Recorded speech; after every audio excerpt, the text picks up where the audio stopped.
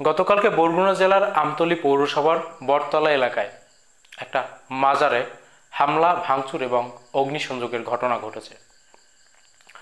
1996 সালে প্রতিষ্ঠিত হওয়া ইসমাইল গাজীর মাজার, যেখানে 28তম ওরস অনুষ্ঠিত হতে যাচ্ছিল 16 মার্চ সন্ধ্যায়, যেই ওরসে গভীর রাতে উপজেলার ইসলামী আন্দোলনের সভাপতি ওমর ফারুক জিহাদি এবং ইসলামী আন্দোলনের সাধারণ সম্পাদক গাজী বাইজিদ শতাধিক লোকজনের একটা মব নিয়ে সেই মাজারে প্রবেশ করে, মাজারের ওরস বন্ধ করার জন্য চাপ প্রয়োগ করে এবং সেখানে যখন মাজারের খাদেম অ্যাডভোকেট মোস্তাফিজুর রহমান বাবুল সেই ওরস বন্ধের অপরগতা জানায়, তখন সেখানে ভাঙচুর করা হয়। অন্ততপক্ষে 20 জন সেখানে সেই মাজারের ভক্ত আহত হয়েছে।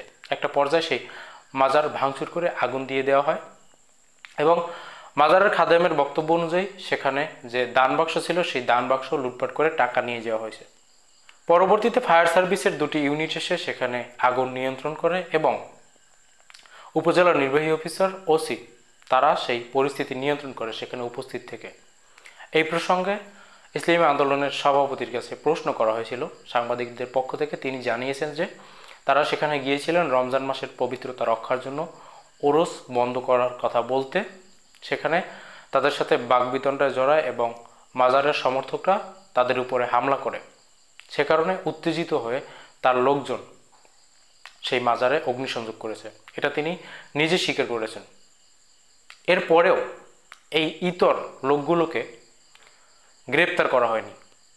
পুলিশের কাছে জিজ্ঞেস করা হয়েছিল, ওসির কাছে জিজ্ঞেস করা হয়েছিল, তিনি বলছেন তদন্ত সাপেক্ষে ব্যবস্থা নেওয়া হবে। উপজেলা নির্বাহী অফিসারও একই ধরনের মন্তব্য করেছেন। যেখানে উপস্থিত থেকে ইসলামী আন্দোলনের সভাপতি এবং সাধারণ সম্পাদক এই হামলা অগ্নিসংযোগের ঘটনা ঘটিয়েছেন এবং নিজে থেকে স্বীকার করছেন, তারপরও তদন্তের ভিত্তিতে ব্যবস্থা নেওয়া হবে এই কথা বলা হচ্ছে। আমরা যদি তর্কের খাতিরে ওমর ফারুক জিহাদির কথা মেনে নিই, আমরা যদি এটা ধরে নিই যে হ্যাঁ তাদের উপরে আক্রমণ করা হয়েছে বিধেই তারা সেখানে অগ্নিসংযোগ করেছে, তার আগের প্রশ্নটা হচ্ছে তারা সেখানে লোকজন দলবল নিয়ে কেন গিয়েছিলেন? ওরস বন্ধ করার কথা বলার জন্য তিনি কে? ওরস বন্ধ করার কথা যে তিনি বলবেন, রাষ্ট্রীয় আইনে ওরস নিষিদ্ধ কিংবা অবৈধ কিনা, আর যদি রাষ্ট্রীয় আইনে ওরস নিষিদ্ধ বা অবৈধ হয় সেক্ষেত্রে ব্যবস্থা করার জন্য প্রশাসন রয়েছে, তিনি কে? তার মতের সাথে যাচ্ছে না বিধায় তিনি সেখানে গিয়ে এই হামলাগুলো চালিয়েছেন।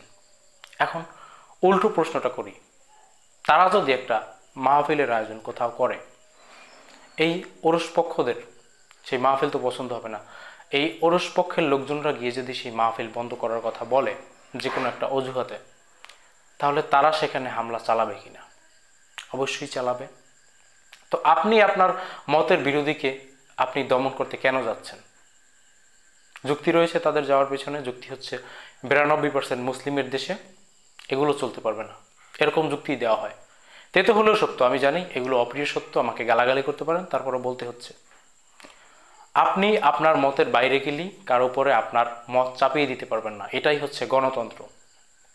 আপনার মতে ওরস করা কোনোভাবেই সহি নয়, আপনার মতে ওরস করা কোনোভাবেই জায়েজ নয়, কিন্তু এই গণতান্ত্রিক বাংলাদেশে আপনি আপনার মতামত তার উপরে চাপিয়ে দিতে পারবেন না। আপনি তাকে নসিহত করতে পারেন, রমজান মাসে তারা গান বাজাচ্ছে, যাদের সমস্যা হচ্ছে তারা সেখানে যাবে না,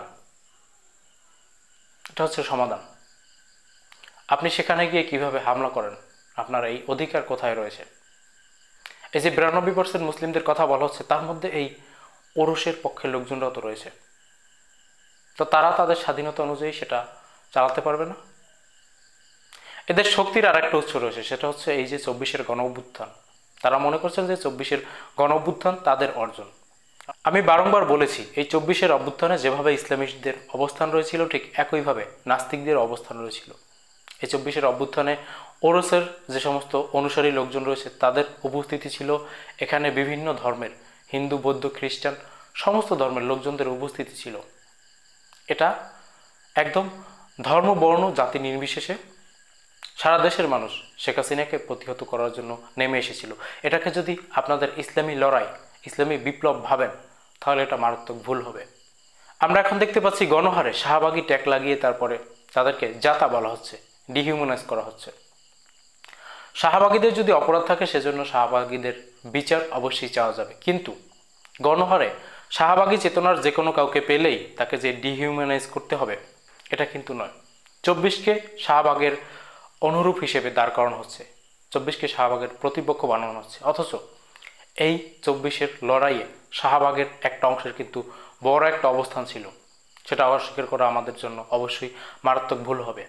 যারা 92% মুসলিমদের অজুহাত দিয়ে মব সৃষ্টি করে বিভিন্ন জায়গায় গণ্ডগোল সৃষ্টি করছেন, তারা 92% মুসলিমের একটা বিপ্লব ঘটিয়ে তারপরে যে কোনো কিছু করে নিতে পারেন, আমাদের আপত্তি থাকবে না। কিন্তু গণতান্ত্রিক বাংলাদেশে সবাই সবার অধিকার রক্ষা করতে পারবে, অধিকার রক্ষা করার জন্য লড়াই করতে পারবে, তার মতামত চর্চা করতে পারবে, এটা আপনাকে মেনে নিতে হবে।